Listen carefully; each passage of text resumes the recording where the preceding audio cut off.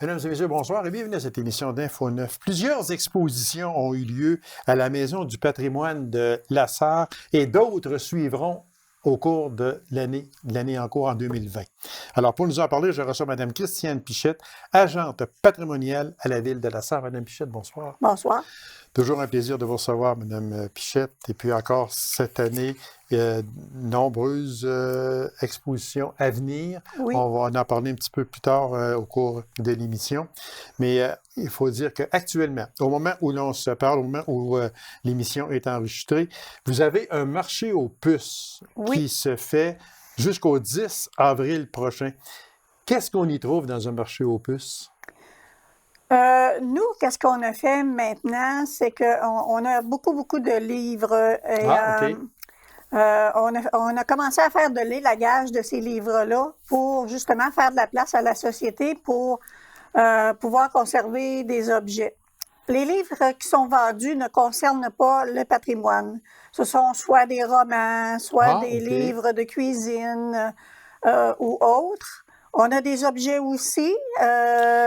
Excusez, quand on parle de livres, est-ce que ce sont des livres anciens ou bien c'est des livres du temps moderne? C'est de différentes époques. Okay. On en a des plus anciens, on en a des plus récents. Nous, vraiment, il faut vraiment faire de la place pour pouvoir mettre autre chose. OK. Fait que il y a des livres beaucoup, puis il y a autre chose. Il y a des objets à travers ça que l'on a eu de certains donateurs qui nous ont remis. Dans les objets, on peut retrouver des encadrements, des photos encadrées, on peut retrouver un peu de vaisselle, quelques jouets. Et c'est un peu ce qui concerne l'Abitibi-Ouest, est-ce qu'on peut dire ça de même? Oui, surtout? Oui, surtout. Okay. Surtout. Alors, ce marché aux puces-là, il est ouvert au moment où l'on se parle jusqu'au 10 avril prochain. C'est ça. On va faire une petite rétrospective, si vous me permettez, pour les expositions qui ont eu lieu en 2019. Oui, d'accord. Il y a eu Jean-Paul Hubert, artiste peintre et ex-travailleur forestier. Oui, M. Hubert, quand il a pris sa retraite du domaine forestier, il a décidé de peindre ses souvenirs.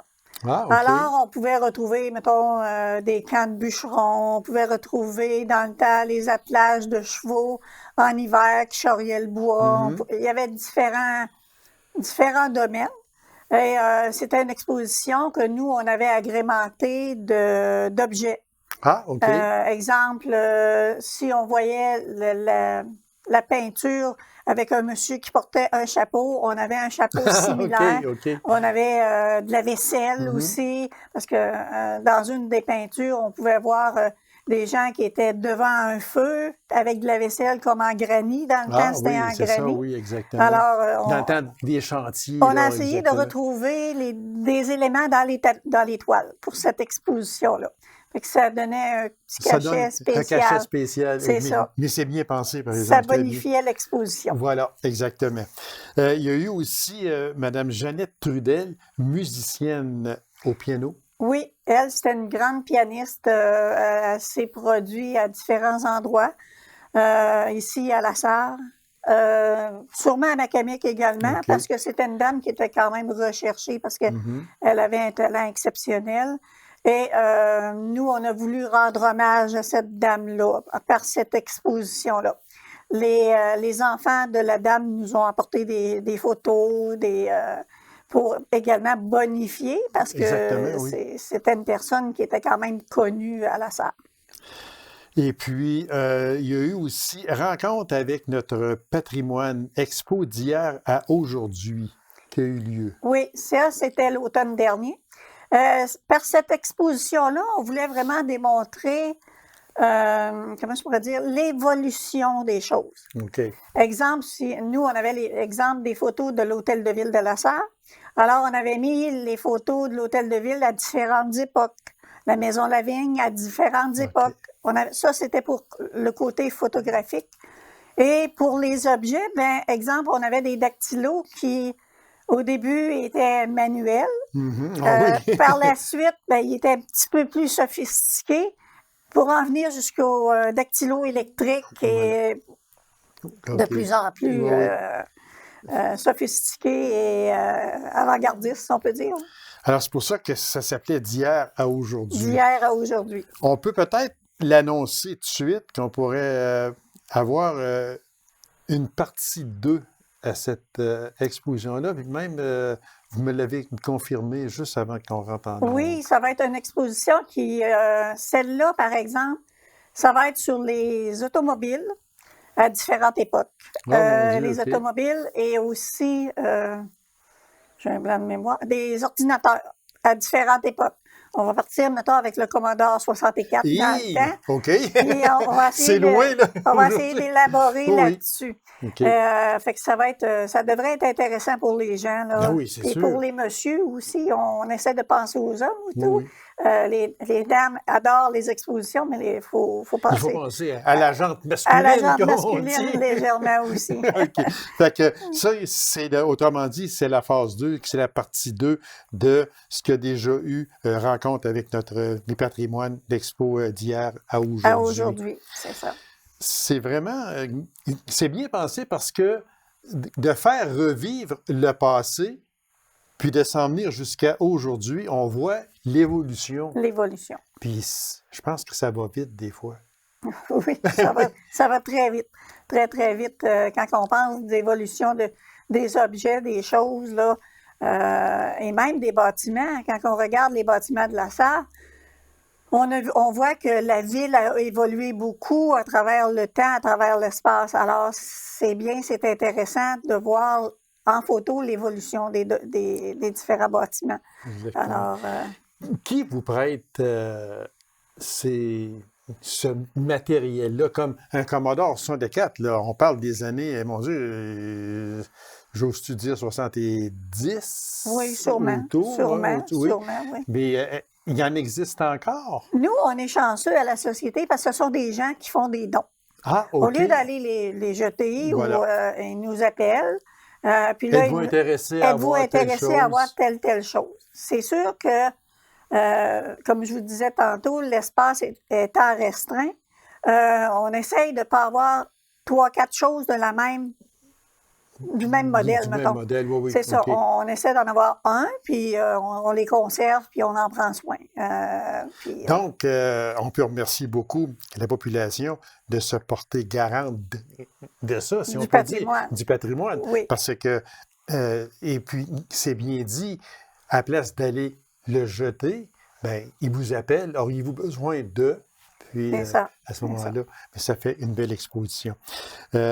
Donc, et la première exposition en 2020, je présume que ça doit être vers le printemps, l'électricité. Oui, elle va être tout de suite après le marché aux puces. OK, on parle d'avril. Possiblement OK. fin avril, début mai. Là.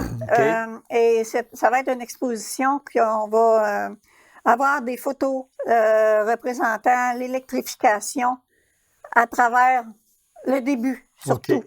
Surtout le début, parce que c'est ça qui est intéressant de voir comment l'électricité s'est développée en Abitibi-Ouest. Alors, on va avoir aussi un conférencier. C'est presque confirmé et ça devrait se faire au Théâtre de Poche. Ah, OK. On collabore avec le côté de la ville maintenant. Fait Oui. que là, c'est presque décidé là, que ça devrait se faire. Un conférencier Possiblement qui va venir expliquer l'électrification OK. de du notre dé- coin, là. Oui, c'est ça, exactement. Une partie du début à venir à aujourd'hui, C'est ça. C'est autrement ça. dit. Et Les dates sont à confirmer. oh pour oui, ça. c'est ça. Mais sinon, on peut dire que cette exposition-là, ce sera après celle du marché aux puces qui se termine le 10 avril. Donc, ça veut dire que ça va aller vers la fin avril, début mai. C'est ça. J'aimerais faire un appel Oui. à tous Oui. pour cette exposition-là. S'il y a des gens qui auraient des choses, des objets concernant l'électricité et qui voudraient nous les prêter pour l'exposition, on serait intéressés. Parce qu'on a quelques petites affaires, mais on n'en a pas tant que ça sur l'électricité. Fait que, Alors, il reste à peine une minute. La dernière exposition, du moins en 2020, on parle de jouets aussi. de jouets. Ça va être un complément à l'exposition d'été à la Maison de la Culture. OK. Alors, conjointement, on veut monter une exposition sur les jouets Les jouets de bois, ça serait intéressant. S'il y en a, là encore, j'envoie un appel à tous. S'il y en a qui ont des jouets de bois, qui voudraient nous les prêter. Oui, c'est ça, vous n'êtes pas obligé de les donner. Là, juste les prêter, vous en prenez soin et vous les remettez après l'exposition. On les remet à la fin de l'exposition. On appelle les gens, vous pouvez venir chercher vos choses. S'il y en a qui en ont, s'il vous plaît, appelez à la Maison du patrimoine et puis demandez Mme Pichette pour des jouets en bois, si possible aussi. Donc, on parle électricité, on parle de jouets, on parle de partie 2 de rencontre avec notre patrimoine, expo d'hier à aujourd'hui. Une belle brochette qui s'en vient encore. Mme Pichette, merci infiniment. Puis, continuez votre excellent travail. Les gens aiment ça, j'en suis persuadé. Merci beaucoup. C'est moi qui vous remercie. Courte pause et on vous revient immédiatement après. Restez avec nous.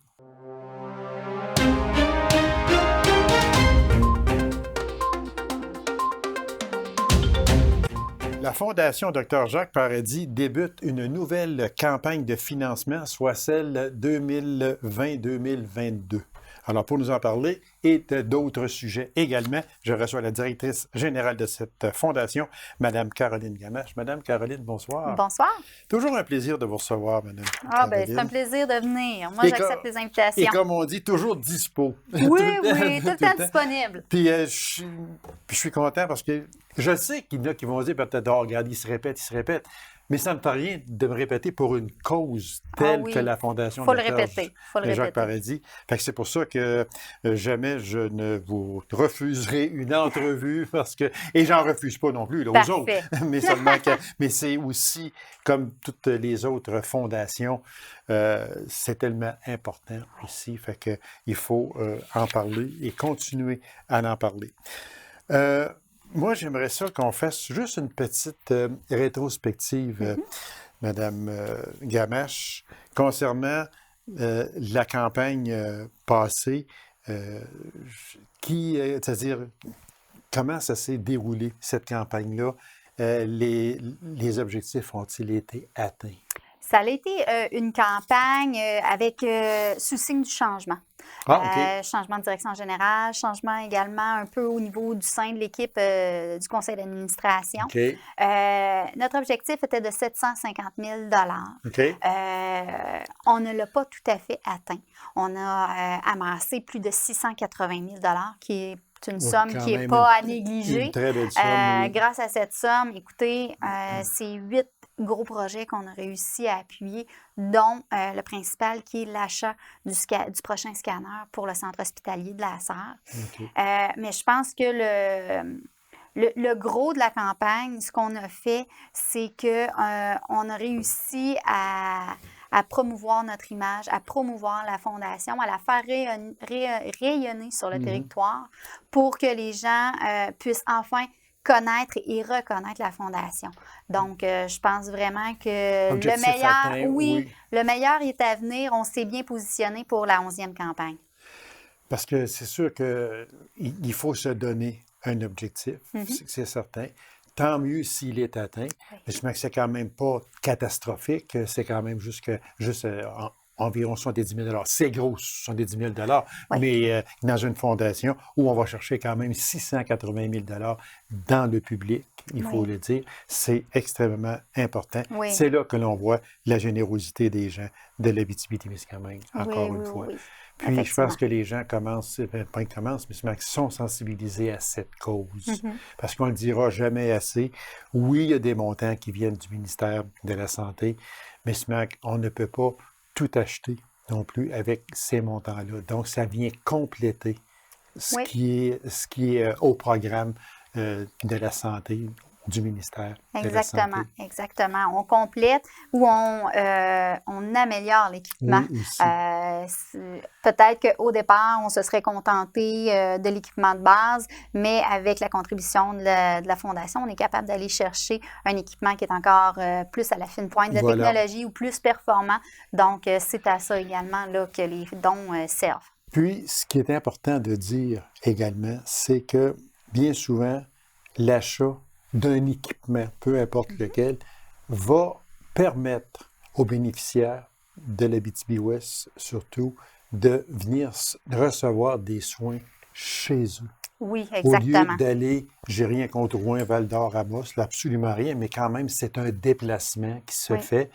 Puis, même il y a quelques décennies passées, on parlait de déplacement vers Montréal. Oui. On les a rapetissés un peu en étant régional, puis on les rapetisse encore en étant chez nous. Oui, Fait que on c'est travaille fort l'argent là-dessus. que vous donnez qui permet à bien des personnes de ne pas avoir à se déplacer hors Oui, l'Abitibi-Ouest. exactement. Exactement. Fait que c'est ça. En plus d'avoir à jongler avec des problèmes de santé, Oui.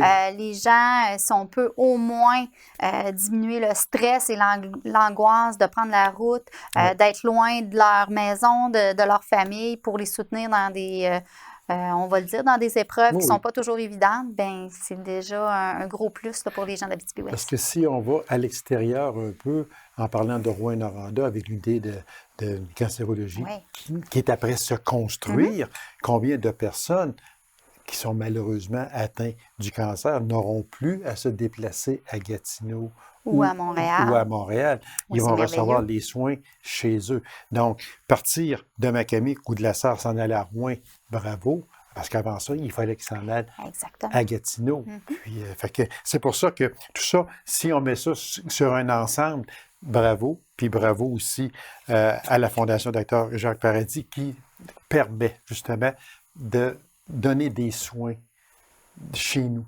Oui. C'est ça qui est important. Oui, oui. Juste un rappel des 2 présidents d'honneur de la dernière campagne. Oui, Dr Sylvie Wattel et M. Éric Audet de Odette. Nicoloto, Oui. et qui ont fait un travail exceptionnel. Ils ont donné de leur temps, des conseils. Ils ont même eux-mêmes fait don du bien dans la campagne. Donc, sans eux, là, on n'aurait pas eu autant de succès et on n'aurait pas rayonné autant au niveau régional cette année, pendant la dernière campagne. Docteur Wattel, M. Odette, grand merci. Oui. Grand merci de toute la population, de votre implication au sein de la Fondation Dr Jacques Paradis en étant coprésident d'honneur de la dernière campagne. Merci, grand merci encore. On met ça de côté et on se tourne vers la nouvelle campagne. Voilà, Ouais! exactement. Vers la nouvelle campagne Oui. 2020-2022.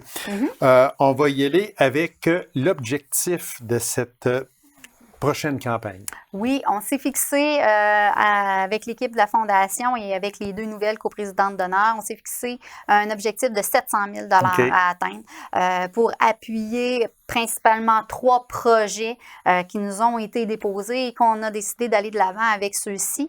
Par contre, on ne ferme vraiment pas la porte à d'autres projets. Ah, Au courant exactement. des 3 années qui s'en viennent, ça se peut des projets qui vont s'en C'est venir ou bien des petits oublis qu'il y a eu dans les C'est ça. divers départements un peu partout sur le On territoire. en met 3 sur la table, mais ça ne veut pas dire qu'il n'y a pas de place pour d'autres. Non, comme à toutes les C'est campagnes, il y a tout le temps 2, 3, 4 gros équipements qui sont mis de l'avant, mais par l'arrière, on appuie quand même Oui, plein oui, d'autres exactement, projets. Oui, exactement. Fait que donc, cette campagne-là, objectif 700 000. On va parler des 2 coprésidentes d'honneur oui. qu'elle n'a pas voulu me dire en janvier, mais là, Non. là, j'ai dit, mais là, il faut que tu le dises. Oui, ben en fin de compte, Oui. on est allé chercher une équipe de femmes, un beau duo. Écoutez, avec Madame Lise Langlois, qui est la OK. directrice adjointe à la direction des soins infirmiers, services ambulatoires et première ligne au centre hospitalier de la Sarre pour le 6 de C'est ça. l'Abitibi-Témiscamingue. Puis on a qu'à rappeler Joker. Joker. Effectivement. Voilà. Et Alors, elle est connue par Joker. oui, beaucoup. puis Mme OK. Langlois, elle a été plusieurs années sur le comité de la Oui. Fondation. OK. Donc, c'était un retour Elle aux connaît. sources avec notre nouvelle équipe. OK. Donc, quand on l'a approchée, elle a été honorée de l'offre qu'on lui faisait. Puis, ça a été Elle a un grand accepté oui. avec grand plaisir parce Oui, que connaissant très bien Mme exactement. Langlois, que j'ai reçue ici dernièrement, justement, Oui. c'était, je suis certain que pour elle, et elle va prendre son rôle à cœur. J'en Ah suis oui, elle le prend persuadé. déjà à Elle le cœur. prend déjà à Oui, cœur. oui, oui. Et puis, notre deuxième Oui. coprésidente, qui est également, écoutez, une jeune maman Oui. très impliquée dans le milieu, Mme Mélissa Larouche, qui est la directrice générale de la Chambre de commerce et d'industrie de Que je l'Abitibi-Ouest. reçois aussi régulièrement Oui. ici. Fait que Donc, c'est un deux très femmes bon- dynamiques pour appuyer notre 11e campagne de financement. Puis, on est très, très confiants d'atteindre notre objectif avec ces 2 femmes professionnelles et dynamiques. On peut y aller aussi avec, bon, l'objectif, c'était 100 000, on en a parlé. Sur les projets appuyés, Oui. c'est quoi exactement? Bien, le premier projet à appuyer, c'est le nouveau centre de services ambulatoires. En fin de compte, il va y avoir l'aménagement de ce secteur au centre hospitalier de la Sarre, tout comme l'inauguration dernièrement qu'il y a eu à Amos pour leur nouveau centre ambulatoire. Voilà. Donc, tous les centres hospitaliers s'en vont dans cette direction. En 2021, probablement que l'inauguration de celui de la Sarre va se faire. Donc, nous, on a décidé de sauter dans cette aventure-là, dans ce projet-là, parce que oui, c'était pour l'amélioration des services offerts à toute la population du territoire, parce que tous les services en fin de compte, c'est des services pour désengorger, l'urgence, mais également les médecines d'un jour, chirurgie d'un jour. Donc, c'est vraiment pour regrouper tous ces services-là au même endroit dans le centre hospitalier. Fait que ça veut dire que vous avez été avant-gardiste. Oui, effectivement. Okay. C'est un projet avant-gardiste parce que le CISAT... C'est ça, parce qu'ils ne l'ont pas annoncé officiellement. Amos, c'est fait. Ils l'ont inauguré. Mais Mme Roy, aussi, la PDG du CIS Abitibi-Témiscamingue, a dit qu'elle aurait d'autres nouvelles pour l'Abitibi-Témiscamingue. Donc, vous avez été de l'avant, mais je suis certain qu'elle va venir aussi annoncer officiellement. Oui, effectivement, ils vont faire leurs propres annonces. Mais nous, on appuie ce projet-là. Et ce qui nous tenait également à cœur, c'était, le service aux patients, comme je disais, mais également l'amélioration du milieu de travail des professionnels. OK, ça, c'est important. Oui, c'était très important parce que sans ces professionnels-là, le service ne serait pas aussi bon et aussi professionnel pour nos patients. Donc, c'est important là, de leur redonner également là, dans cette campagne. Alors, le deuxième projet mis sur pied? Oui,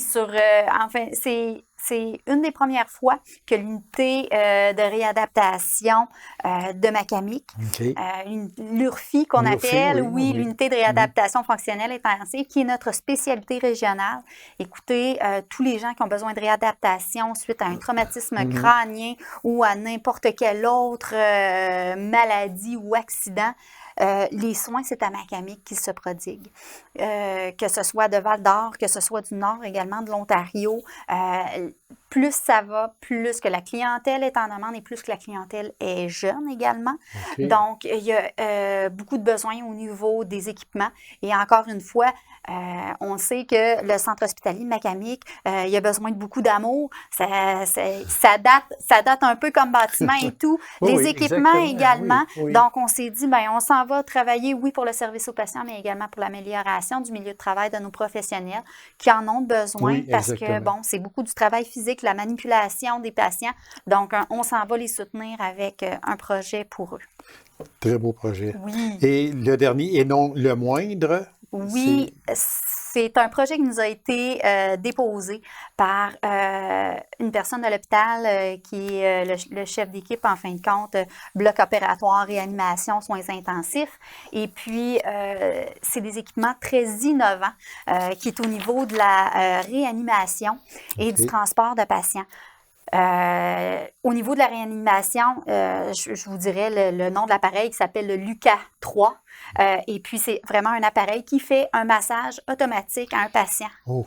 Peut-être qu'il y en a qui ont vu... un reportage à la télé, il n'y a pas tellement longtemps. Il installe ça, puis on n'a pas... Fait que ça veut dire que si une personne est chez elle, dans le 3e étage, on met ça pire, là, mais dans le 3e étage, qui a à descendre, il n'y a pas quelqu'un qui a à le réanimer manuellement. Il installe cette machine-là, puis en descendant le patient, Exactement. La machine fonctionne. Même à l'urgence, quand on a un patient qui est en arrêt cardiaque en pleine nuit, où le personnel, il y en a beaucoup moins, que c'est beaucoup demandant physiquement de faire un massage cardiaque sur une longue période. Écoutez, je parlais justement avec M. Lemieux au centre hospitalier. Il disait qu'avec le LUCA 3, ils ont réussi à faire un massage pendant 8 heures à une personne. Eh, mon Dieu. Et il est en vie, sans séquelles. Donc, c'est des choses qui n'auraient pas été possibles humainement, humainement, c'est non, impossible. absolument impossible. Donc, puis on est en région éloignée. C'est un équipement qu'on se doit d'avoir, écoutez, au centre hospitalier. Voilà. Et comme je disais, c'est très innovant parce que, si je ne m'abuse, aucun autre centre hospitalier en région a cet équipement-là. Bravo. Et puis l'autre équipement, c'est un équipement de transport pour suivre toujours, en fin de compte, les données du patient, même quand il s'en va en radiographie ou qu'il passe d'un étage à un autre ou d'un centre hospitalier à un autre. Toujours être branché pour être suivi. Exactement, c'est pour vraiment faciliter le transport. Événement à venir, Maestria le 21 mars prochain. Oui, le rendez-vous musical Maestria. Voilà. Oui, J'ai on une a petite ça affiche. ici. Oui, Le rendez-vous Maestria. OK, c'est beau. Oui, c'est correct. On va Le juste, rendez-vous Maestria, c'est avec le partenariat de Norbert. Écoutez, on organise le 21 mars prochain à la Salle des Jardins. C'est une revue symphonique, un récit symphonique d'une violoniste et son chirurgien. Dans le fond, la dame, qui est Anne Robert, qui est, écoutez, elle a été premier violon de l'Orchestre symphonique de Montréal pendant plusieurs années. La dame a eu le cancer du sein. OK. Elle a fait la rencontre pendant cette dure épreuve-là. Elle a fait la rencontre de son chirurgien reconstructeur, qui est le docteur Alain Gagnon, originaire de la Sarre, mais qui est également pianiste. Ah, OK. Quand vous dites originaire de la Sarre, oui. Il est originaire de la Sarre, oui, effectivement. Donc, ils ont communiqué avec nous. Ils voulaient venir présenter ce spectacle-là qui donne habituellement à Montréal pour une autre fondation. Là, ils ont dit, on veut venir pour la Fondation Dr. Jacques Paradis. Bravo. Donc, ils viennent, c'est la seule prestation qu'ils vont faire en région. C'est vraiment le récit d'une personne qui passe au travers toutes les étapes de la maladie.